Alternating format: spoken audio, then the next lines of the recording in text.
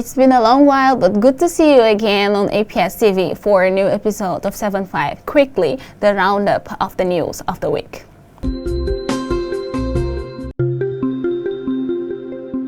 After the dissolution, the elections.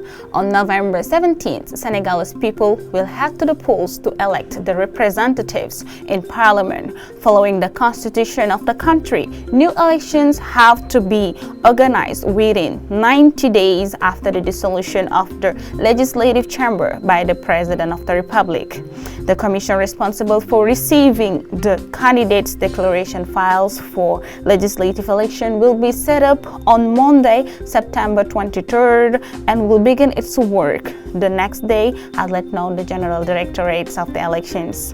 This step down will follow the electoral campaign set to kick off on Sunday, 27th of November, just to be wrapped up on Friday, 15th of November. And several opposition members have gathered to create a platform named Alliance for Transparency of Elections. Around 100 political figures signed the founding charter of this structure, whose objective is to fight for a transparent and fair electoral process. According to them, this consultation and reflection structure intends to lead the battle on the ground for a transparent and inclusive conduct of the elections. The Justice Minister Ousmane Diagne installed on Tuesday the Financial Judicial Pool (FJP), more in line with the requirements of the moment than the defunct Court for the Suppression of Illicit Enrichment, known under the French acronym of CREI. The FJP is a court with national jurisdiction created within the Tribunal Grande Instance hors classe de Dakar and the Court of Appeal of Dakar to repress offenses of an economic and financial nature. It does not only replace the CREI but wants to be more innovative and more in line than it with the demands of the moment.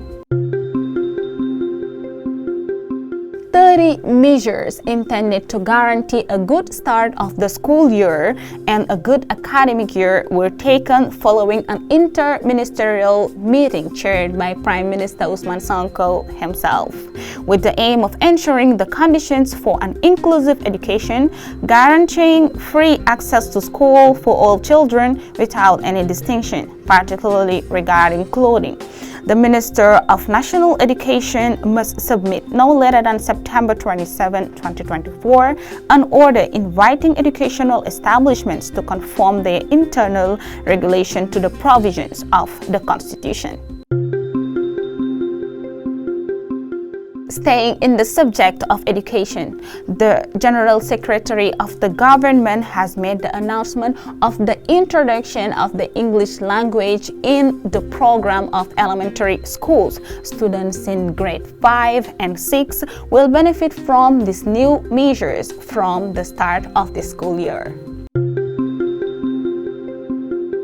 After Tivaouane, Kaolack and Touba, the city of Ndiassane of Sheikh Bou Kounta is celebrating Maulud this Sunday. The Gamu of the spiritual capital of Qadriya remains marked, among other things, by the reading of the Holy Quran, meditation near the mausoleums of the revered sheikhs. Also, pilgrims are entitled today to religious talks focused on the life and work of the Prophet Muhammad, peace be upon him. And President Diomaye is jetting off to New York from September 22 to 26 to attend both the Summit of the Future and the 79th session of the United Nations General Assembly. Thanks all for your attention and wish you a marvelous week. And don't forget us in your prayers from the city of Ndiassane. الله الأنام